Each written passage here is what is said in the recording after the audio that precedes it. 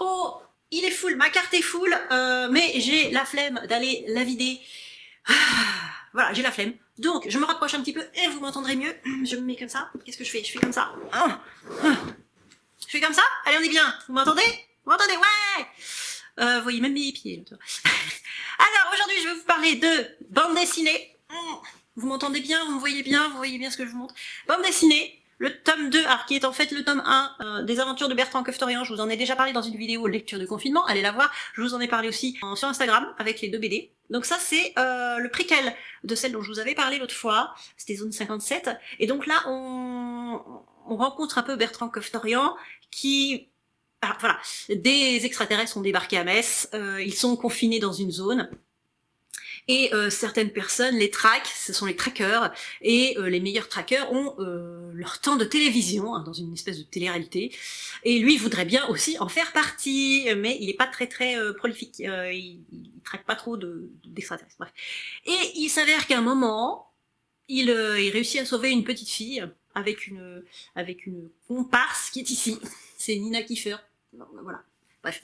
Et donc, sa carrière, entre guillemets, va décoller, on le verra dans le tome 2. Voilà, donc allez voir ma première vidéo hein, où j'en parle, ça se passe toujours à Metz. Ce qu'il y a c'est que on a aussi tout ce qui est télé-réalité, apparence, apparaître et tout ça.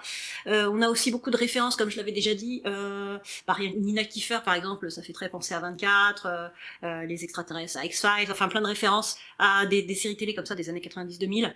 Voilà, et c'est bien aussi que ce soit quelque chose qui se passe dans une ville qui n'est pas, comme je disais sur mon compte Instagram, Paris, New York, Tokyo, machin. C'est bien, c'est bien aussi. Voilà, donc Bertrand Coeftorian, les aventures de Bertrand Coeftorian, donc ça c'est le préquel, donc le tome 1 on va dire. Et nous avons ici aussi un tome 1 qui est le tome 1 de l'atelier des sorciers que je m'étais acheté aux 48 heures de la BD l'année dernière ou il y a 2 ans, je sais plus. Et qui est assez sympa, c'est mignon, c'est vachement bien dessiné. Les dessins sont très jolis. J'ai du mal des fois avec les dessins manga, mais là c'est très beau, c'est très sympa. C'est l'histoire de Coco, une petite fille qui s'intéresse beaucoup à la magie. Et un jour elle surprend un magicien en pleine magie. Et elle essaye de refaire pareil. Le souci c'est qu'elle sait pas du tout ce qu'elle fait, hein, et elle transforme sa mère en statue. Et elle veut défaire tout ça, mais pour défaire tout ça, eh bien il faut qu'elle apprenne. Donc le magicien en question va l'emmener dans son atelier des sorciers où il y a d'autres apprentis. Et on en est là. Elle va, alors je vais peut-être pas tout vous raconter, mais voilà, tout ce que je peux vous dire c'est ça. C'est une jeune fille, Coco, qui a qui a l'air très douée quand même si elle a pas l'air. Elle est débutante, hein. Donc il y a d'autres apprentis aussi qui sont. Il y en a une qui est un petit peu vicelarde avec elle, il y en a une qui est sympa, enfin bref.